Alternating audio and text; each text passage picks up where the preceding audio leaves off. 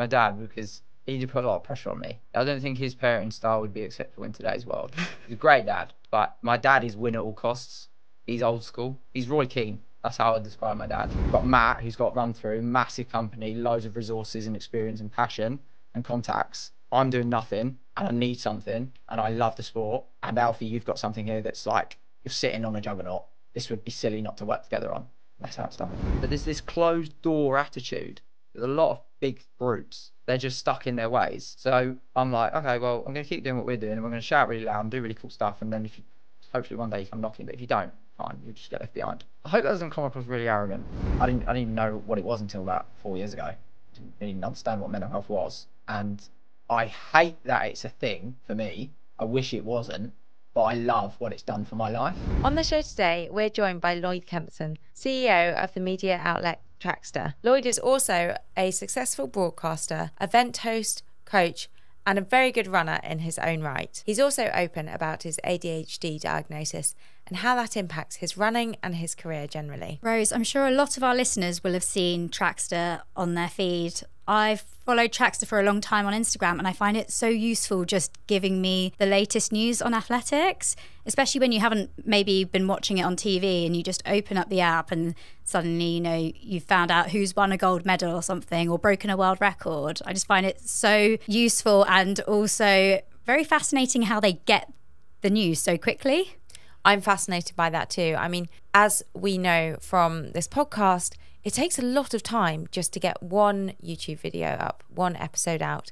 And so I'm really fascinated to learn about the behind the scenes of a media outlet that just spins out so many stories and, of course, YouTube videos so quickly. Yeah, it'll be super interesting just seeing how he's grown the business and also how he balances that with his own running as well. And he's very open on his social media about dealing with ADHD and, you know, how I think it's very normal for, you know, people to go through these mental health issues, but also try and aim for really big goals. So how you kind of deal with both of those at the same time. There's so much in this conversation that so many of our listeners will be able to relate to. But before we dive into it, what is news in the life of Steph? Wow, well, I guess it's been a while since we properly caught up on the podcast because it's basically been the whole summer. So I've been training throughout summer, but I've had a summer of fun, I'd say. I've been a bit here, there and everywhere. So I was on holiday, then went to Paris, and then I got an amazing opportunity to go to Chamonix for the UTMB week, which I will pause on that and say it inspired me so much that I feel like I now have to become a trail runner is the only answer. And then, of course, it was your wedding. So I just feel like it was nonstop fun. So it was nice to have that time where I didn't really need to take training so seriously. I had no big races coming up or anything. So I just, I was running through it. I was doing sessions, but not consistently. And I just let myself enjoy that time. And now, as of this week, I'm like, okay, let's buckle down and try and get back into a bit more of routine. Nice. I think it's so important to have those breaks so you can come back to training actually motivated and actually to just allow yourself to do that. So I'm happy to hear you've had a summer of fun, and it does sound like you've had so much fun. I was so jealous of that Chamonix trip. It looked amazing. Oh, it was. And I guess for you, we did catch up last week on, kind of where you're at, but how are you this week? I'm good. I mean, it has been a bit of a whirlwind a few weeks. As you said, I got married, which is the main event really. Happy to report I did walk down the aisle and even managed a little bit on the dance floor. Maybe a little bit more than I should have done, but the leg survived. Yeah, we were slightly concerned, but the next day you were absolutely fine. So yes, that was and good. I have been good since, back on the crutches. So that's my thing. But I've got 2 more weeks of crutches left, which, oh my God, I cannot wait to be rid of them. It has felt like a very, very long time hobbling around, but now I can cycle. Life is looking up. I think I've just really missed exercise, and just when I first got injured, I was like, I'm not going to be that person that's desperate to exercise and really pushing it. I'm going to enjoy my break. But honestly, a week in, I was just ready to get back and do something. So it's very nice to be able to just get on my watt bike and get the heart rate up a bit. Yeah. But I'm very, very excited to be back running when I eventually get there. I am being sensible and listening to physio instructions and not pushing it. But it will be very nice when I can eventually get out for that first run, although I'm slightly terrified about how unfit I'm going to be. You won't be. You've had injuries before and you train so hard on the watt bike that you'll surprise yourself that... I think it's just more the actual motion of running that feels weird after an injury because you've not used those muscles for so long that you're like thinking about every movement. It's going to be so weird. And actually, when I got married, I was the first time stepped on my leg and actually walked on it at all was walking down the aisle, and it felt so weird. It literally felt like I had jelly in my hip. It was bizarre. And I just had this moment at the start. I was like, oh my God, I'm not going to make it. But it was fine. Can I just say to all our listeners, from an outsider's point of view of you walking down the aisle, I've never seen anyone walk so well with a broken leg. Like, I would never have ever guessed you had any injury. It was very smooth. I think it was the nerves. Honestly, it felt like race day. My wedding day felt like race day. I woke up like half an hour before my alarm and I was wide awake. And I just had like the race day adrenaline. It was... But it carried you through the marathon, so... Exactly, gets you it was down just the aisle. another marathon. Yeah. All right, shall we get on with the show? Let's do it. Lloyd, thanks so much for joining us for 5 Miles Easy. Our first question, which we ask all our guests, is what is your why for running? Good question, Rose. Thanks for having me on as well. My why for running? I think it's changed over the years. So it started out as just to be as fast as possible and win and see how far that could take me.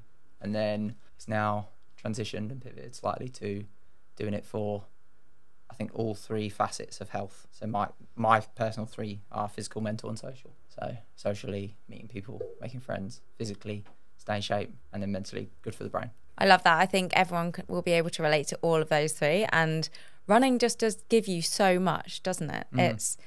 As we've discovered, it's such an amazing social network. Loads of our friends are through running, and running with people is just such a wonderful, like, wholesome activity.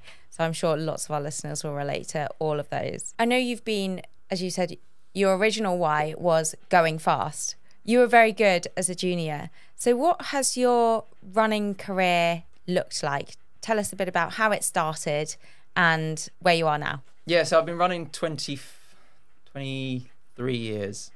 So I started when I was seven years old. Oh my God, I'm 30. I keep forgetting that I'm 30. Wow, I'm old.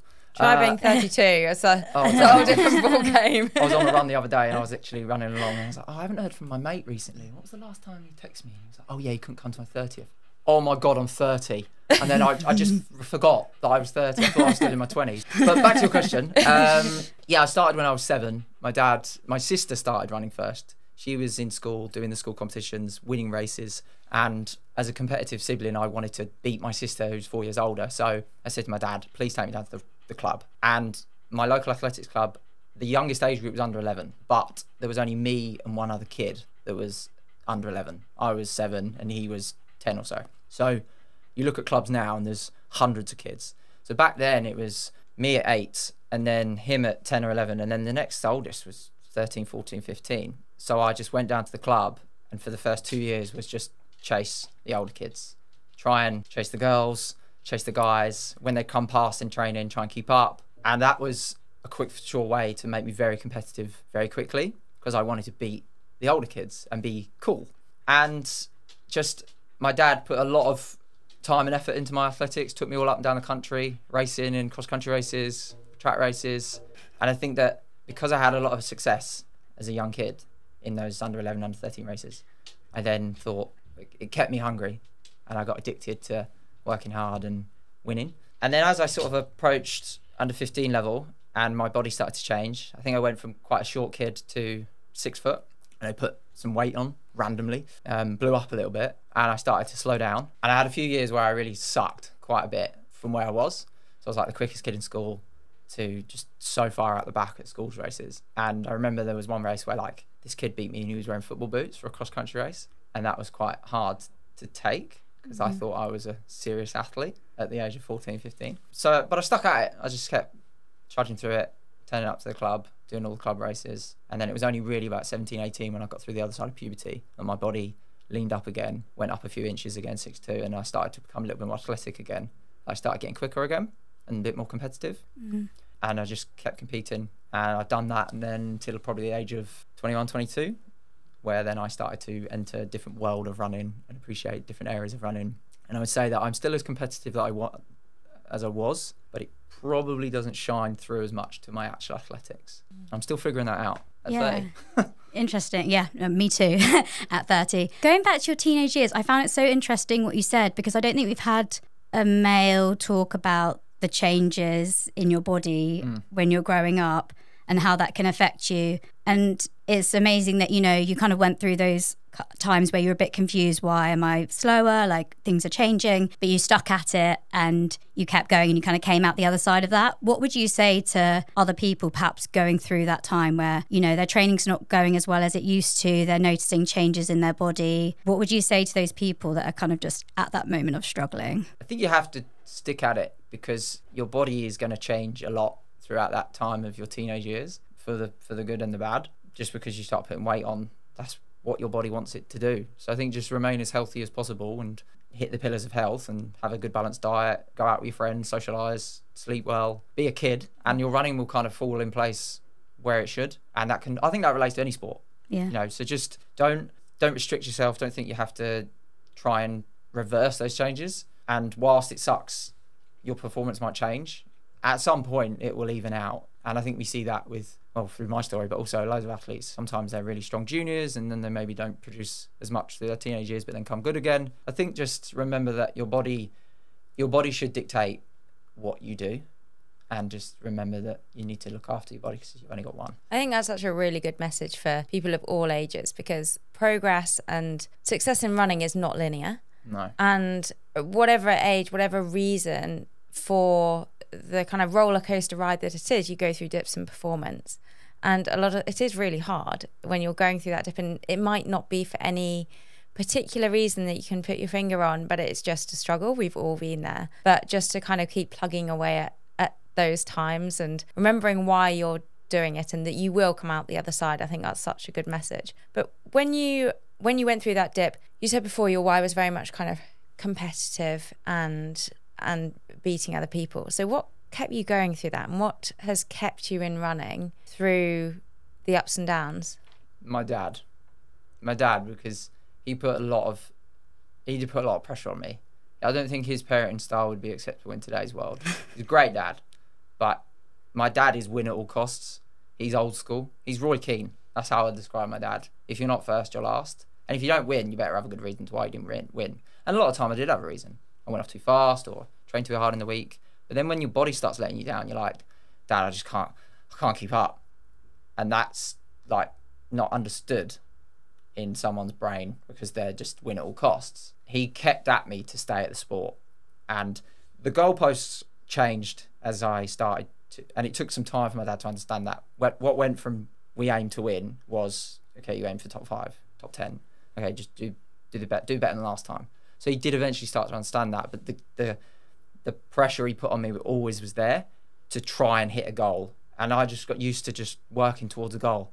Okay, top 10 today, got it. I worked so hard for that. And even now, my goals with my running, I set them and I work to them. And if I hit them, I'm just as happy as if I make a GB team, because it's like, I worked so hard for that. I did that. So I think I'd put it down to my dad. And I think that there was a point in my life, probably around 17, 18, where I had to look at my relationship with my dad and think, I'm going to take the good bits and the bad bits, and I'm just going to mould them into what I want them to be for my life. Yeah, hopefully he hears that and he thinks he's done a good job, because he has. I love that. And clearly, you know, it's worked. You're so passionate about running. And I always find it so fascinating, people that love running and turn it into a job as well, turn that passion into a career. So how has that passion kind of led to your career now? If we take it back, you started as a run coach and you founded Team Project Run, which was a very successful online running community, and probably was at a time where, you know, we have loads of coaching platforms now, but yeah, would you agree that when you set that up, it wasn't really that common to have such a big platform for coaching? Yeah, great research, guys. I was interested to see whether you'd talk about TPR. Yeah, so the first point, the reason why I'm so passionate about running is purely through fear of not having a job. I'm very career driven. because I'm fearful of not providing or succeeding. It goes back to my dad putting pressure on me. I have to succeed in life. And when I told my therapist that last year, she could not get her head around it. And I was like, well, it's not for you to get your head around, it's for me to understand, so it's cool. So if I'm not passionate about something, then nothing will happen. And if nothing happens, then what am I going to do? I'm just going to sit around and dwell. But TPR was an idea that landed out of Australia because I saw running communities start there. They'd already started in America, and I'd follow loads of stuff on Instagram and like bridge runners and all these cool crews. And then it kicked off in Australia where I was, and I just started seeing people not go into their running club like we would, like athletics clubs, like divert that pathway, join this new group and still compete and make it look cool and fun. And at first I was like, well, what is that all about? I don't get that. What a waste of time. But over time of seeing it and then connecting with people in these crews and realising that, hang on a second, they're having a really great time here, and well, I must be missing out.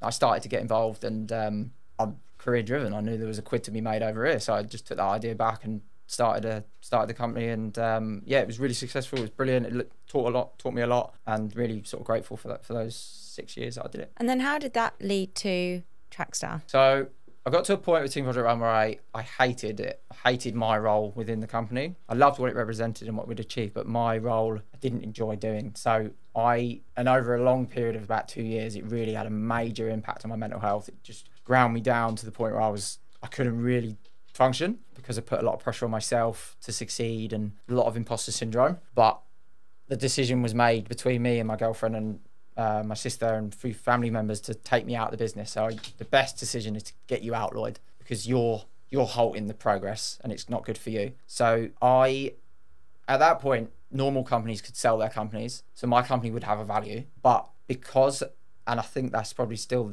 maybe the situation at the moment, because online running coaching wasn't quite credible enough, I couldn't really be like, I'm putting my company up for sale, because I don't think anyone would really go and buy it. So I made the decision to merge the company with an existing provider, a good friend of mine, Lewis, Moses and Gemma, their business. And that was a way where I could look after the clients, carry on what we'd worked towards, and give it off in good hands, and I could just take a step back.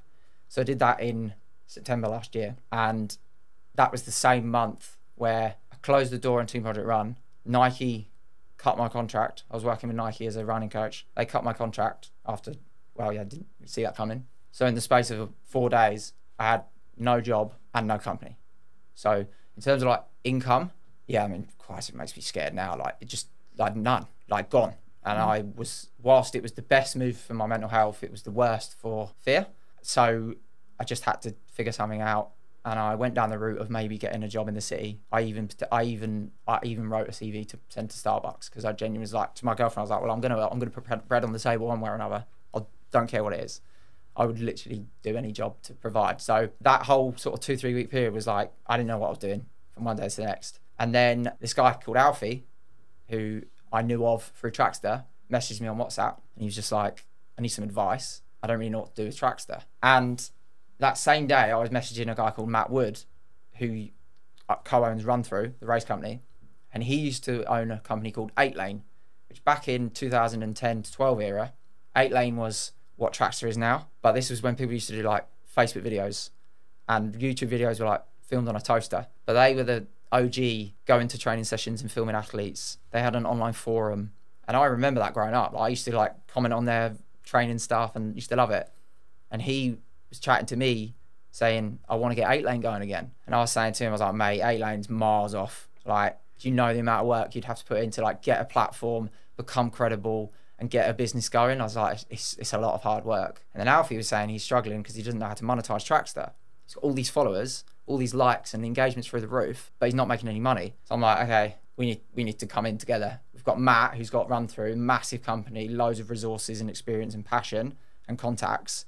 I'm doing nothing, and I need something, and I love the sport. And Alfie, you've got something here that's like, you're sitting on a juggernaut. This would be silly not to work together on. And that's how it started. Where did that knowledge come from? Was that just from your experience at Team Project Run, or how did you get to that idea? Mum and Dad owned a company from 1998, so I've always been around entrepreneurial sort of life. So Mum and Dad had their own travel agents business through the early 2000s, and that was really successful. Then I saw the demise of a company, and then they closed the company. So they went from really being successful to then losing everything. But I'd learned a lot along the way, being in the office and watching my mum and dad work and just talking to clients on the phone. And I was always going to work for myself because I was like, I want to be like my dad. So I've always thought there's always a pound to be earned from anything. That's just the way I work. And as sort of trashy as it might be, I can think of an idea to earn, whether it's for me or for someone else. So for me, I saw that opportunity and I was like, guys, like, not just for my benefit, but like for you guys, we need to do this. And then also the sport needs it. So that was kind of where it came from. Wow. So it really came at the right time for you. And just for anyone that doesn't know about Trackstaa, what is it? What does it do? And I guess linked to that, what are your goals now with the platform? So Trackstaa is a running media outlet where we work across all forms of media and we tell stories. That's it. I could go on and talk about it, but that's the best way. We're storytellers. And got the goal for Trackstaa. Well, we have short-term, medium-term, long-term. Long-term, so 10-year goal for Trackstaa. I would like to be able to say that we had a positive impact on UK athletics and running. That's the goal. The medium term is to travel the world telling stories about running. And then the short term is finish our podcast studio. Love it. What does a day in the life look like at Trackstaa? You know, we're so used to consuming so much social media now and we only see the end result of it. But what really kind of goes on behind the scenes? So for starters, how do you come up with the idea of what you're going to post about or what you're going to create a video about? So I started at Trackstaa as director alongside Alfie, who's head of content, and Matt, who's head of business development. And then I've now changed to CEO and they've remained in their different roles. And that slight change basically now means that I'm responsible for us making money and just responsible for everything basically, because the company needed that. They needed someone to just actually say own it and just say, look, no, I'm now responsible. And if at the end of the month I don't hit my targets, I'll own it. So I work 2 to 3 days a week in an office for Trackstaa, and then the other days a week work on my own career. And a day at Trackstaa, wake up, get out on the bike, first thing, go for a bike ride, because training's key. Drive to the office, and right now what a day looks like, there'll be a lot of housekeeping. So I have to make sure people have done their job and they're on top of stuff. Content is scheduled. Content is our fuel. It's our biggest. If the content stops, the company stops, which is quite frightening. So that has to keep ticking and it has to be planned ahead. So I have to make sure that those people have done their job to plan that content far enough ahead and it's planned to the right level. Don't just put, oh, today's post is top 5 tips for a 5K. No, I want to know, right, what's the caption, what's the image, what's the idea. I want it all planned. And if it's not planned, I have to make sure it's done. And then at the moment, working on our podcast studio. So we're taking our podcast from audio to video, similar to this. This is what we want to create. We want to create a show where I can bring stories to life. And because I'm a big football fan and I want to emulate what a lot of football content has done. And I want to be the trailblazer in the sport to do that, because I think that's the next step for running. So I want to have people come in and we talk about stories and we talk about all 4 corners of what's going on. So at the moment, I'm working a lot on bringing that show together, literally building the studio, getting the equipment right, getting the team in to do that. And then Trackstaa is currently going through a rebrand. We'll soon be rebranding where we'll have different forms of media that we're not currently doing. So we'll have podcast, video and audio. We'll have newsletter, which will be editorial. We'll have our new website where all of our content will be centralized. We'll have also articles sat on there as well. And then you've got social media. So we'll then have a team working on our Instagram, a separate team working on our TikTok, a separate team working on our X, and then we've got our broadcasting team for people to go and interview athletes. So the last 3 months, I've literally just been interviewing people and bringing people in to see if they can work for us. So Instagram team will have 3 people in it. TikTok will be 2 people. X will be 1/2. Newsletters 2. Broadcasting teams 3/4. Podcast is 3 hosts, 1 editor, and a producer. Oh, and then we've got our website guy as well. So all of a sudden, you go from 3 people to 10 plus, and I've got to be able to make sure that they can all be paid on time, and we've got money coming in, but also the content going out is credible and it's fun and it's good and we spell correctly and things like that. So it's a big expansion at the moment, but once they're rolling, I can sit back a little bit and be like, okay, just let it tick over. So that's where we're at the moment at Trackstaa. So that's what a day in the life looks like. There's a lot going on. It's time to thank our sponsor for this episode, VELOFORTE. Now, as our listeners will know by now, we are both big fans of using the VELOFORTE products in our training. And I have to say, Steph, I had a really hard session today. And all I could think about in those last couple of reps was having a malto shake at the end. The cold cinnamon and vanilla shake at the end of a hard session just hits differently. Oh, it tastes so good, doesn't it? I've been absolutely loving the energy chews. They're a great alternative to gels, and I've been using them on those longer runs, especially in my training for Two Oceans.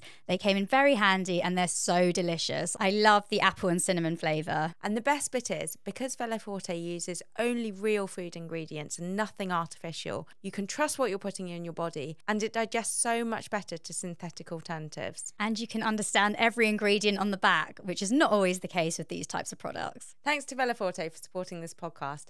And if you would like 30% off the VELOFORTE products, head to veloforte.com and use the code 5miles at checkout. Yeah, I think we're so used to just getting media and news all the time on a 24 hours kind of stream. Yeah. But we know from just the bits we've done how long it takes to create a YouTube video. So I want to know how you get it done so quickly. And with the news stories, how do you make sure you are one of the first news outlets to get that news and publish it? Because as we all know, if you're late on that bandwagon, it's gone. Yeah, so one of the mistakes I made at Team Project Run was thinking I had to do it all myself. And I quickly learned that I now pay someone else to do it. That's their job, their skill, that's what their passion is. So in terms of how to create the content so quickly, to pay an editor to do it and set those processes in place. So we need 3 videos a week.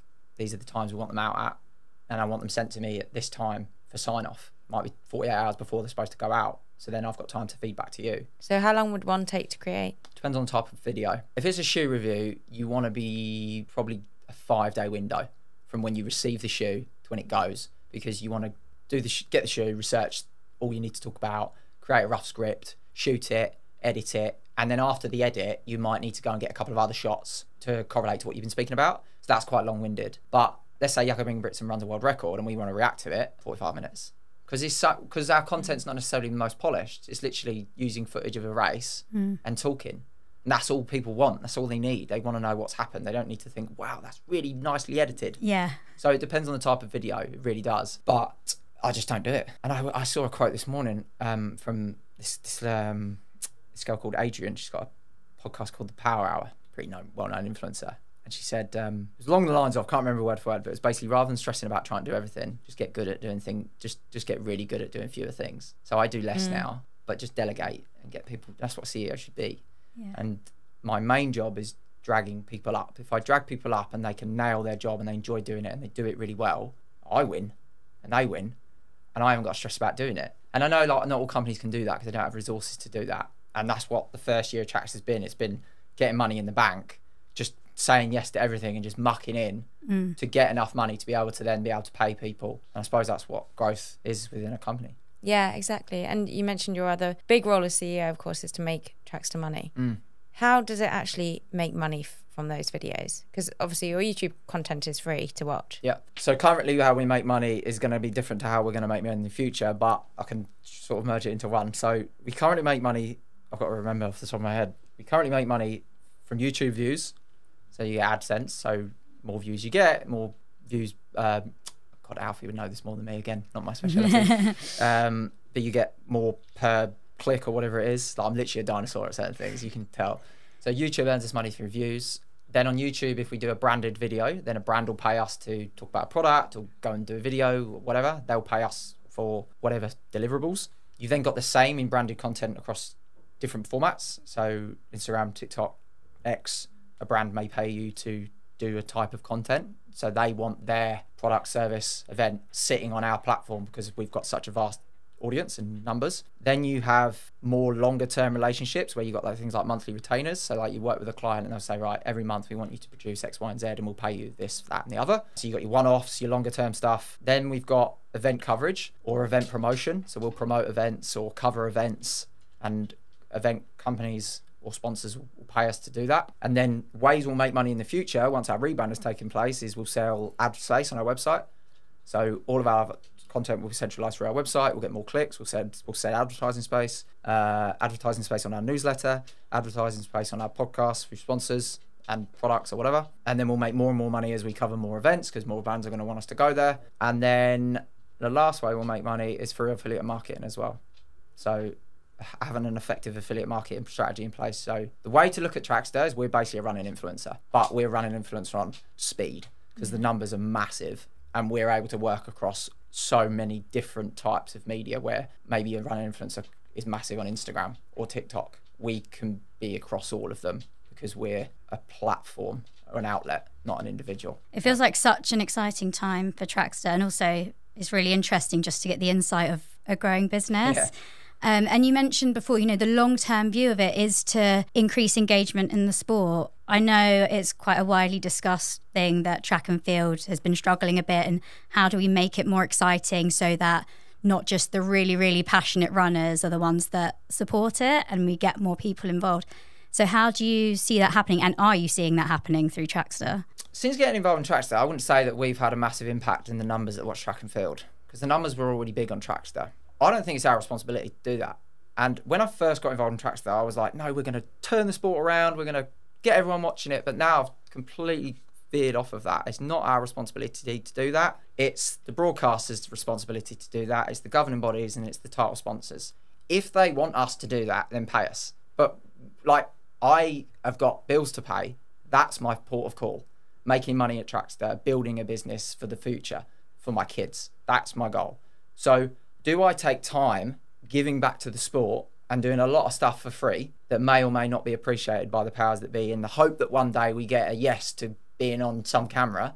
Or do I target content that loads of people do actually want to see and work with brands and travel the world and do cool stuff? That might sound quite crass and arrogant to the sport. And we've had messages recently on Trackstaa saying you should use your platform for this. And I don't reply because I can't hold my tongue. Why should we do that? Why? Why should we be the ones to do that when you've got massive organisations that are way, way, way more credible and have been around for generations that aren't doing it? Why don't you ask them why they're not doing it first?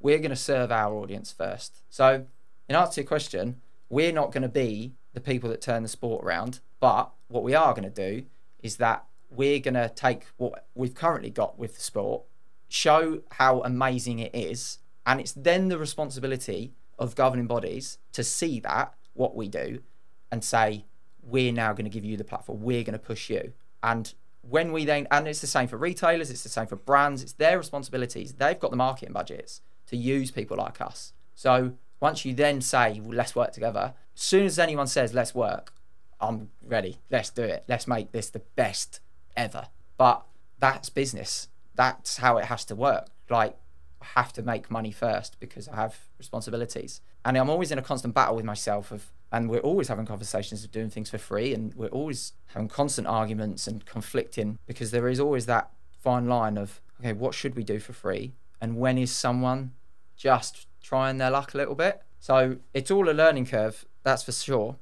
But I think that without contradicting what I've just said, if a governing body or a massive organisation or a massive brand or someone that has massive impact through money in the sport came to us and said, we love what you do, we would love to work with you, but we've got no money, but we want to achieve this, I'd say yeah.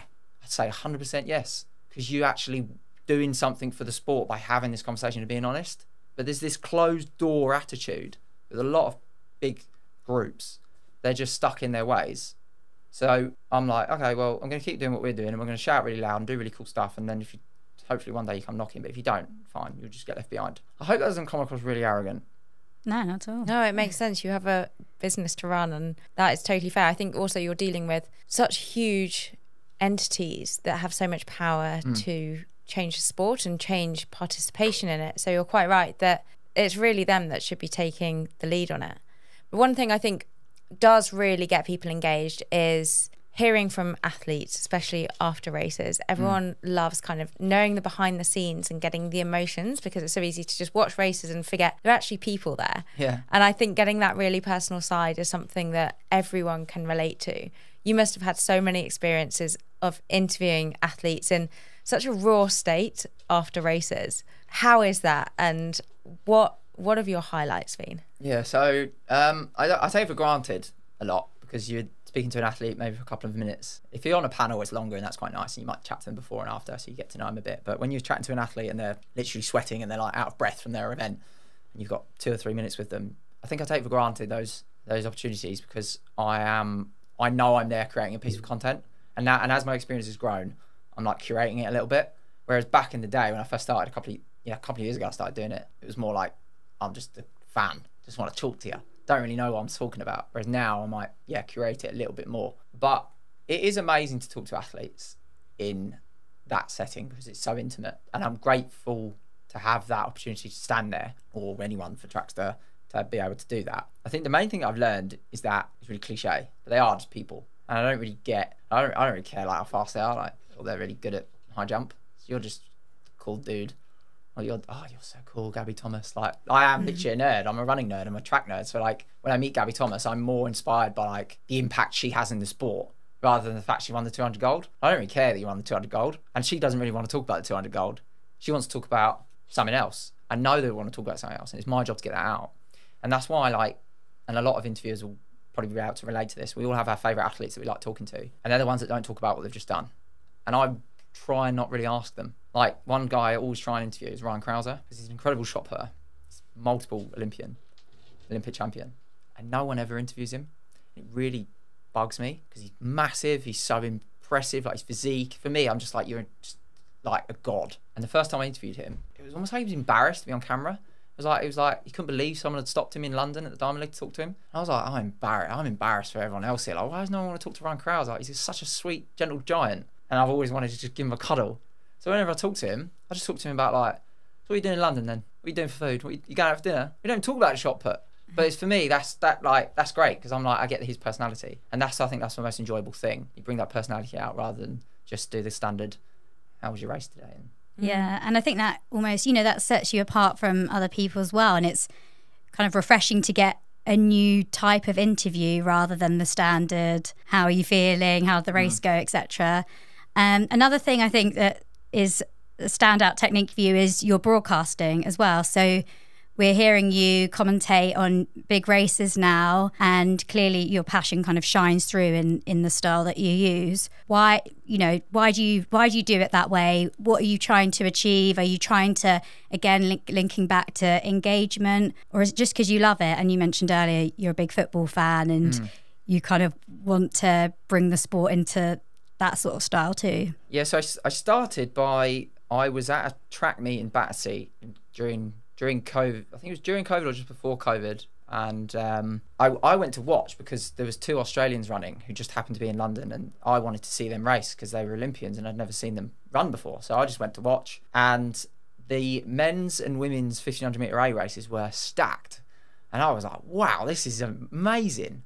So, but no one's talking about it. So I was like, okay, well, I'll stream on Instagram Live. So I videoed it on Instagram Live, and it went quite well. And then a week later, there was another meeting in Bromley, and this was during COVID, where you could only have races of 6. And the men's 3,000 metre A race was Phil Sussman, Alex Yee, Mark Scott, Johnny Davies, and I think James West was in there as well. Johnny Davies was pacing. I think Mark Scott won it in like 7:40. And I was streaming on Instagram Live, and we had like Bowerman people watching, like Evan Yeager was commenting. And I was like, this is broken. This is a broken world. Like, why are they relying on me to film off my iPhone? It was like all buffering. And that's where it started. I just started commentating on these races, and people were like, oh, this commentator's sick. I was like, oh, wicked. And that's where it kind of started. So from there, it was always like, I say yes to any opportunity, commentate where I could. But I quickly learned that you got to get in. If you're not in, you're not in. If you're not in the crew, you're not in the crew. I still don't feel like I'm part of a crew or I'm not in anywhere with commentary or broadcasting at all. I think every opportunity I get is just by just knocking on the door and asking or chance. But my style of doing it comes from horse racing. My dad was a ground racing trainer, so I used to go to ground races all the time, and he was friendly with a lot of horse racing trainers, so I hung around a lot of horse racing meets. Used to go to horse racing all the time. I'm a massive fan of it. And I used to get so excited when I heard it on the TV, because the commentators, especially the Irish commentators, are absolutely amazing. Just the way they build and build and build and build to the point where you don't even need to have a bet on a horse, but you're so excited for that last fence because you don't know who's going to win. And it just gets my juices flowing. I just get so excited. And there's a few commentators in track and field that I idolise who can do that. There's a lot that don't do it that way, and they have their own style. I've not read like a manual on how to commentate. I've just always thought, okay, build the suspense for the ultimate moment for that event, and where is that? Where will that happen? And be able to then change your tone if something happens within that. That's just how I've kind of always done it. And I always get it wrong. I'll commentate a race and I'll finish and I'll be like, I got too excited too quick, or I'm always getting too excited, or because I'm literally so keen on the sideline. But the commentary stuff and the broadcasting stuff, I think it's just me saying yes. It's just trying to earn money. I just want to earn money and pay bills and do a job that's not boring. So if I see an opportunity and a way of getting a skill in, I'll venture into it. And I think at the moment I'm figuring it out. I don't know. I haven't decided yet where I want to go with broadcasting. I call myself a sports broadcaster, but I don't really broadcast. Like, where am I interviewing other than Trackstaa? Nowhere. I'm not at any events. I'm not with Sky Sports, BBC. I'm nowhere. And there's currently like this massive bridge at the moment that I need to jump if I want to make the next step. And that next step would be getting into netball, cricket, football, boxing, going to use, like, I've got contacts at TalkSport, IMG, that employ people for Sky Sports and TalkSport. That I have to do those things. I have to make them happen because they're never going to find me at the Trackstaa because athletics is nowhere. So I need to decide whether that's something I want to do. But the block that's holding me back is, and it goes back to that first thing that we discussed, is I have a fear of career failure, is that there are massive limitations with what you can do as a sports broadcaster. And it's, where do I put my time? Do I put my time as CEO of Trackstaa and have a really, really successful company, and it could, who knows what could happen? Or do I become a really, really good sports broadcaster, but see there's a ceiling? It sounds so relentless. And, you know, you're juggling your role as CEO at Trackstaa, which is growing quickly, but also incredibly demanding. You've got to be on the button all the time. And then again, with the broadcasting, you said, you know, you've got to go and chase all the opportunities. You've always got to be seeking out the next opportunity. Yeah. And it's always you pushing your career. It's no one else pushing you. So how do you stay so on it and stay so motivated and passionate about it all? The short answer is I don't. I think we live in a world where we think that we see people doing stuff and think they're really motivated and passionate all the time. I am motivated and passionate 20% of a week, not including when I'm on the job. When I'm on the job, I'm like locked in. Literally, I am a zombie most of the week, and I can't be bothered, and I don't want to go out the door, and I struggle with so much, and I rely on so many other people to keep me going. My girlfriend is my catalyst. She will ask me every few days, so what's going on with that? What's going on with that job? What's going on with that? What's that? You got back to that person? She knows my career like the back of my hand. She's running her own company and still on top of mine. She's like, have you got back to so-and-so? What's going on with your content? Are you releasing any content this week? She knows I haven't released any. And I'm like, yes, you're right. So the short answer is I'm not passionate all the time. I'm not motivated all the time. And I could be so much more and do so much more. Like, if I was double the amount of motivated I am for this year, I'd be working at TalkSport right now, or somewhere, or doing so much more, because I know how to make it happen. Like, I've got the contacts. I've just got to push and say, hi, I'm Lloyd. I've been put in contact with you by so-and-so. I can do this for you. I'll do it for free. Give me 3 months trial. Just let me show you what I can do. I know that I can do that, but to be motivated and have the energy to be able to just curb something else for a minute and do that, and then follow it up and put time into it, that takes energy that I don't always have. So yeah, I'm not always motivated. I think that approach probably is why you're so successful, though, because I'm sure if most people looked at your schedule, they'd think, how on earth are you fitting it all in? But to you, it's like, actually, I could be doing so much more. Yeah. But that's probably why you are where you are. But I also think it's a very refreshing answer to hear that you're not 100% motivated and passionate all the time. And it's something we've talked about a lot in our training. It's like, you running is my career. It doesn't mean I love it all the time, and I'm not always motivated to get out the door, but there's just, you've got to commit. And it's almost about forgetting that you need to be motivated and stop kind of thinking, oh, I need to be motivated to go and do it. You don't have to be motivated to go and do it. You've just got to go and do it. And then there will be times when you do feel really motivated, like, you know, like when you were saying, when you're on a job, you feel really motivated to do it. But I think that's a very refreshing answer. I think there's a misconception as well of what, especially for me, sometimes I just cringe when I hear stuff like, not you specifically, but like you saying about, oh, people would see my schedule and think, wow, how is he so busy? I just cringe at that, because I just think, who cares? Like, who cares how busy my schedule is? Like, don't look at me. Go and look at the people that are saving lives. They're inspiring. But my schedule's not as busy as people think, because I can't be busy all the time. I have burnout all the time. Last week, I think, when you messaged me, Steph, the week before that, so the 7 days before that message, I had the worst week for about 3 years. I struggled so much. I had anxiety. I had so much depressive thoughts. It was awful. I didn't do anything. Didn't do no work. Just had to tell the boys at Trackstaa, like, I'm out for a little while, and they understand. And then the turning point was when you messaged me, and I was like, oh, sick. And everything changed. Took like one message or one email job come in, and then it's like, oh, that's why I work hard. Like, that's reminded me, come on, pull your socks up. So my schedule may look busy for maybe a 3-day period, and 7 days at the start of the week, and then I get to Wednesday and I've burnt out, and I'm like, right, I'm having Thursday, Friday, Saturday, Sunday off because I just can't. I think it's so normal though, and I think, as Rose said, it's refreshing to hear because it's relatable for so many, and I'm very glad that the invite for this podcast helped you. But I guess related to that, you are very open about your mental health on your own social media, and one thing that you're open about is your diagnosis with ADHD. Why does it help you to kind of share that with other people? Why do you do it? When I'm on stories talking about stuff and I'm unloading, that's the back end of a struggle. So I may have had a 3 or 4 day real bad time, and I won't post. I won't have no stories, and I'll just have a day of 10 Instagram stories where I'm just like blabbering.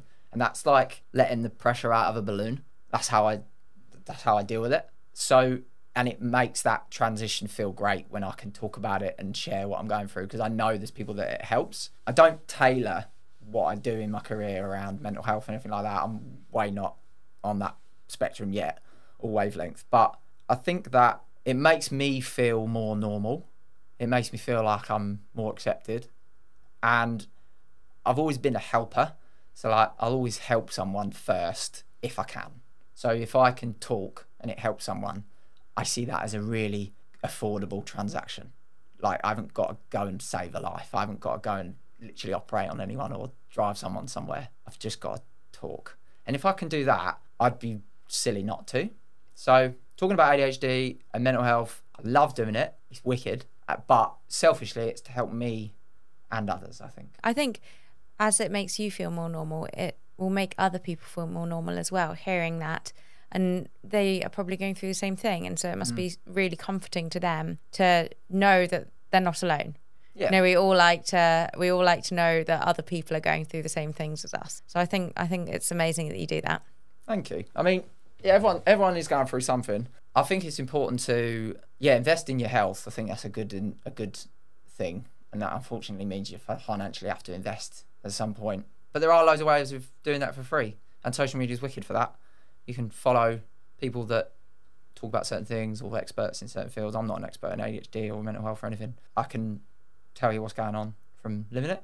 And I think if that helps someone, then it's wicked. But mental health, like, I didn't even know what it was until about 4 years ago. I didn't really understand what mental health was. And I hate that it's a thing for me. I wish it wasn't, but I love what it's done for my life. I wish I didn't have to talk about it, and I wish I could talk about, I don't know, something else cool. But that's life, and that's where we're at the moment. So it's part of my life, and you can either live against it or you can live with it. And I think just living with it's helping. Yeah, no, that's good advice. And kind of taking that back to running as well, how has it affected your own running journey? Because I think it would be useful for other people to hear that, they might be training for a big race, but they're suffering with depression or something else where it does kind of stall the training, and they have to find ways to deal with that. Yeah. From your own experience, how do you balance kind of dealing with your own mental health with also trying to achieve big goals with running? I think your environment is the main catalyst to being able to manage. So that week I had that was really difficult was in the build up. That I started feeling a little bit better, sort of like Wednesday, Thursday, and then Sunday just gone. I had a half marathon, and I'm in the shape of my life. Well, not my life, but last year, and I bombed out a DNF. I had 2 miles in. I was exhausted. I was like, what the hell? Heart rate was through the roof, and I just felt so tired and emotionally just wrecked. And I got off the course and went to Vic, my other half, and just said, I'm just knackered. This week's just been so hard to just go to work, text my mum, things like that. So I wish I had a better environment. I wish I had a group. I wish I had a club that I could go to. I wish I had people around me that were like, okay, we're going for a run. Got to be there at 8 o'clock. I don't have those things because just circumstantial where I live and my life and work. I can't just meet up with groups. I've got to do stuff, work hard. So I think that it's affected my running a lot, in the sense that I don't enjoy running as much as I should. I don't enjoy training as much as I should. I love racing. I love the science of racing and the application of it. I wish I enjoyed training more. And a lot of the time I well, previously I didn't train. I'd take days off and just miss runs, which, as you know, you just can't do if you're training for a goal. If you miss a run, one run comes 2 runs, etc. But 8 weeks ago, I got a road bike, and that has transformed my training, because I don't know why, but mentally I find it way easier to get out on the bike at 7 a.m. Whereas I just can't get out for a 7 a.m. run. Like, my brain's telling me not to do it. So I've been able to go from, say, like scheduling 10 hours of training and doing 4, 5 to now doing 9.5 consistently, because I'm biking, I'm running, and it's like, and then that builds my confidence and my mental health's improving. I'm like, no, I'm achieving something. So that's an environmental change that I've made happen, which has changed everything. So I think if you find that your mental health is affecting your running or your sport or your exercise, or to be honest, any part of your life, environmental changes that you can change are the most important thing, because a lot of those you have control over. If you're sick of running alone, find someone in your village. I bet there's someone that runs in your village. Like, just make small steps first. But I think coming from such a competitive background as a kid and training hard and racing to be as good as possible and get PBs, I think that probably has a negative impact on me now, because I will train what I call hard now with what I can do for a race, and then the performance that I achieve, whilst I'll be happy with it if I hit my goal, it'll be like, yeah, sick, I ran PB, or I ran the time I wanted to run. But then in the back of my mind, I'm like, yeah, no one cares, moving on. It's like, don't really care, it's not, whatever. Not really that bothered about it, because it's like, it's not like top 20 in the UK, who cares? Because that's the way I am. That's just the way I am. There's not for everyone, but I think that's such a great tip about just focusing on the controllables. And there's always something you can change if you're in a rut, whether you're struggling with mental health or just in a bit of a rut. Yeah. There's always something you can kind of mix up with training and just refocus in it. And the smallest things can really just refresh definitely the training environment. Too right. I think, like, if you've got a 1 hour run on the plan, it's like an easy run, and you want to run 150 beats per minute, that's your easy run, right? And you are suffering and you cannot be bothered to go for that run, but you could go for a bike ride and get the same heart rate, then that's probably better than sitting on the couch and eating Doritos. So for me, I'm like, I get back from a bike ride and I'm like, yeah, 2 hours in zone 2. Sick. There's no way I would have run 2 hours today. Like, there's just no way. So I feel great. And then I'm like, I can't wait to run tomorrow. So it's just little wins that work best for you. Again, I wish I could be that runner that could run 100 miles a week and love it and completely endure it and just love that grind. But I can't bring myself to do it, which is why I have such respect for athletes that do train so much and do so many hours of one sport, say, because it is so boring. And we are a little bit tapped, aren't we? Like We're a running podcast. Running is so not boring. But you just have to be married to the game. Yeah. Mm-hmm. Yeah, you do. Yeah, the boredom is all part of it. Learn to love being bored. I mean, thank you so much for sharing all of that. I feel like we went into so much there. But if we summarise it all and you look back, what would you say your high five me moment is? That moment where you would give yourself a massive high five, and that could be running or career, anything. My high five me moment has to be my 5K track PB. 2019, ran it in Belgium. Was supposed to run at 10 p.m, ended up running at 2 a.m. because of the rain. The rain just called off the meeting for a little while. They delayed it. So I ran at 2 a.m. and I'd never broken 15 minutes. And before the race, I was in such good shape. Like, I'm jealous of that shape now because I was just so on it with training, and my life was set up to be a full-time athlete at the time, at university, etc. And I went to my coach and I said to Jeff, Jeff, I'm in like 14:10 shape. I'm so fit. I'm going to go out at 68s a lap. He went, no, Lloyd, no. Don't do that. This is my impression of him. Just go out at 70s. Just knock out 70s until 3K. And then at 3K, go for it. I was like, no, I can't do it. Go for it. Trust me. So I held back 3K. I'm like chopping my stride. And then at 3K, I went, and after the race, I ran the last lap in 60 flat. Like a rocket. And he gave me my splits on the back of a bit of card in pencil. Every single lap, 70.4, 70.2. And I'm sat there. I'm like, 3K. 68, 67, 68, 67, 68, 64, 60. I looked at it, I just turned to Jeff and I was like, thank you.